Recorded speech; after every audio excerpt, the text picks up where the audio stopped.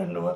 मायबाप हो, जीव हा तमाशानं बिघडत नसतो आणि कीर्तनानं सुधरत नसतो.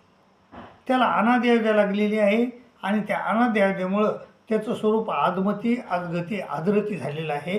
त्यामुळं तो तसा वागतो. परमेश्वर येतात, संत येतात, त्याला उपदेश करतात. श्रीकृष्ण महाराज आले, त्याला गीता सांगितली.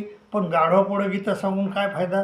तर गीता कोणी वाचली नाही आणि कोणी ज्यानं वाचली त्यानं आपल्या आचरणात आणली नाही. सर्वज्ञ श्री चक्रधर स्वामी महाराज आले, त्यांनी देखील ब्रह्मविद्याशास्त्र सांगितलं.